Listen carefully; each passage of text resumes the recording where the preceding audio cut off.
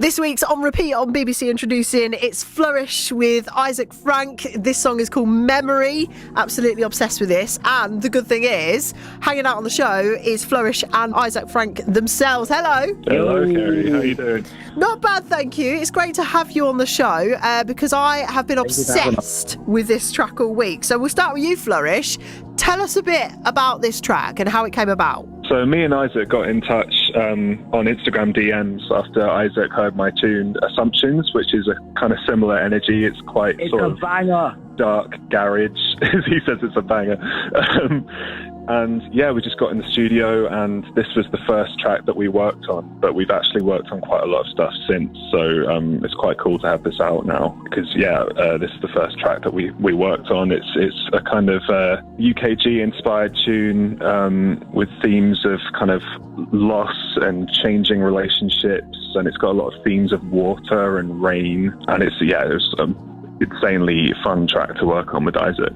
I really got that impression actually that there was that atmosphere of water. I don't know why, that just instantly popped into my mind when I was actually listening to it from the very start, and I'm glad to hear that this is kind of the start of a beautiful friendship and collaboration, to be fair. But I hear that Issac, you've got a story about this. When we first met, so obviously I slid into DMs, I was like, this song Assumption, it's doing things to me.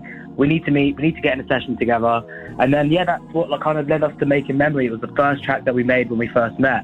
And I got into the studio and I didn't know what to write about. And I was just like, creator's block. Like, I just didn't know what to write about. And I had all these themes in my head, all these ideas. But I was like, just not feeling like authentic. And I really want to make a good track with Flourish. So I got a phone call of a family member that was in hospital at the time.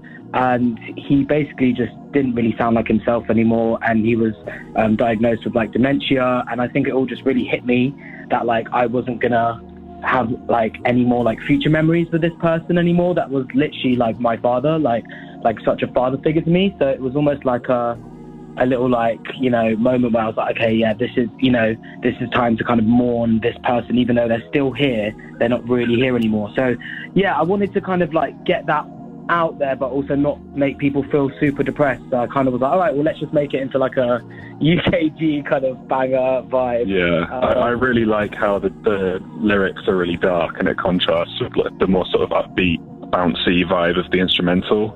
I do like that juxtaposition, and also the fact that you are talking about the topic you're talking about. I don't feel like that's something you hear too much in music at the moment, to be honest. Like, the theme that you've just mentioned is something that I guess a lot of people do tend to stay away from, sort of topics like that, really, don't they? It kind of like represents me as a person as well. I feel like I have a dark side like when it comes to my music, but then me as a person, like separate to my music, I'm very like upbeat and I love like going out and like I love like rave culture and stuff. So I really wanted to like put that into the song. So I feel like when I've performed this as well, like I can like channel both of those energies. Obviously, we're dropping your EP earlier this year and things like that. We've seen some great music from you already. We're continuing to see some great tunes coming through the BBC Introducing Uploader. So with that in mind, what have you got in the pipeline?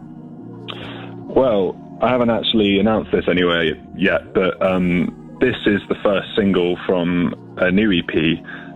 So there'll be a second EP this year called Embrace, which is all in this sort of darker, dancey style. Friendly Faces, the previous EP, was a lot brighter and more sort of R&B and pop influenced, and I'd say this is the kind of nighttime EP to the daytime EP that was Friendly Faces. I love that, a dark and light EP. I've seen quite a few artists over the last couple of years really embrace those two sides of them, and there's just that exciting feeling about completely changing it up, I guess, and like embracing that darker to light side.